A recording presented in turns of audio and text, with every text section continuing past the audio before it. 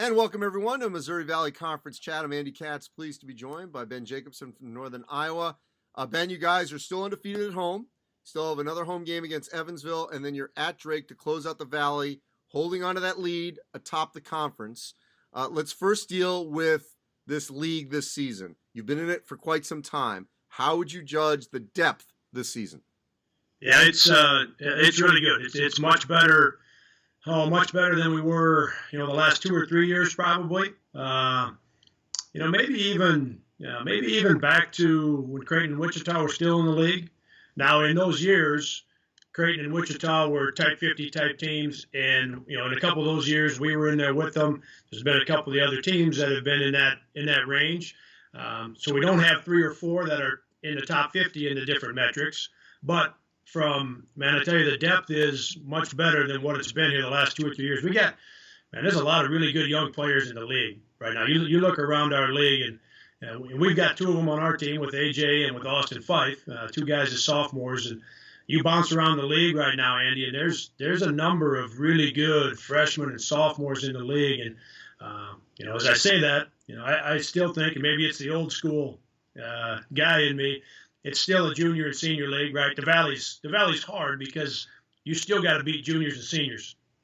Look, the other thing that I don't think gets appreciated enough is how difficult it is to win on the road in the Valley, like a lot of these leagues.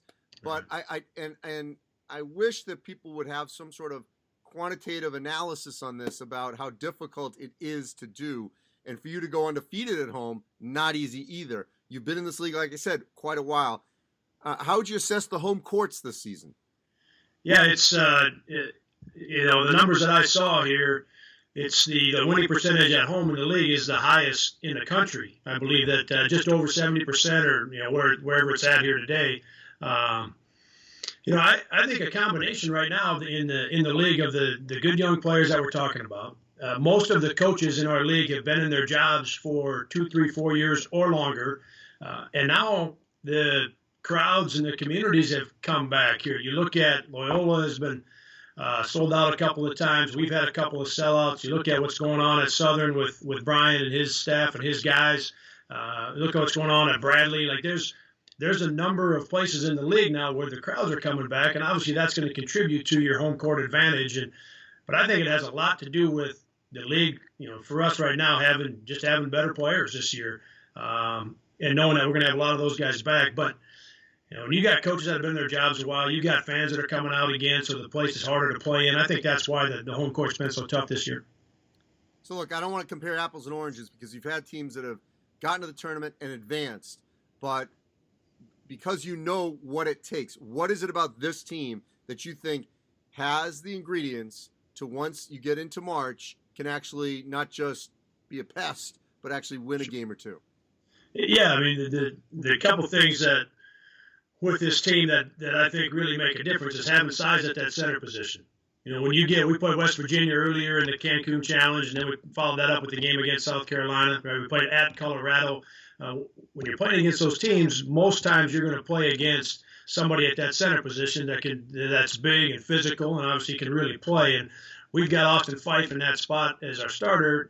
Justin Dahl comes off the bench for us, and between those 2 guys, I think we can handle that spot against most teams that we would play against. And then we've got a high skill level again. And that's something I know you know our teams well. And that the high skill level is there. We've got 3 guys with AJ, Spencer, and Trey that can really, really shoot it. That combination of 3 guys, Andy, I'd put them up against just about any 3 in the country. They're going to be as good or better than any group of 3 in the country when it comes to making 3-point shots off the catch, making them off the bounce. And then some versatility with Isaiah Brown and Taiwan Pickford, guys that really add to what we're doing offensively, but they can defend their position. They can defend multiple spots. So, and then the last thing I would say is we got a really, really good point guard.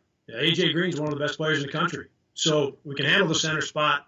We got a high skill level. We make threes. We got a really good center and fight, but we got a terrific player in A.J. Green at the point spot. So a lot of the ingredients you need. Well, that's why when I look at you guys, a Creighton, a BYU, obviously Gonzaga, as we get to the tournament, there's so many teams that can't score, can't shoot. Why not have teams that you are behind, that you think, they can actually score in the 70s, 80s, 90s if need be. And that gets me to my next thing here. You're a tournament team in my eyes, regardless of what happens in St. Louis. You beat Colorado. You played a really good schedule. This is your chance for your own soapbox here. Why do you think, if you don't get that AQ, that Northern Iowa should definitely be in the NCAA tournament? A lot of it goes to what we just touched on.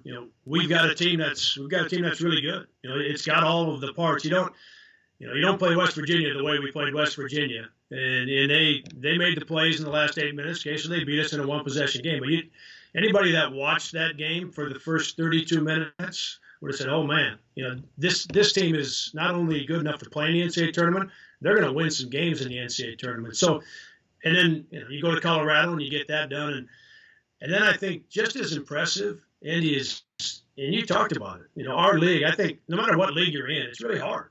And we've got a league right now that's better than it's been the last 2 or 3 years, and it has been an absolute battle. Every single time you go out there, it's been an absolute battle. And right now, as we stand today, right now we've been the ones to move ourselves ahead of Loyola by 1 game and 2 games ahead of 2 of the teams. So we've done it to this point. If the tournament was started tomorrow morning, there's no question we're in. Now we got a job to do. We got a home game Wednesday. We got a game at Drake on Saturday. So we got to tighten the screws a little bit defensively. We got to take care of the ball a little bit better. But this is a good team, Andy. Appreciate it, Ben. We hope that it all works out. And no matter what, you guys are in the NCAA tournament.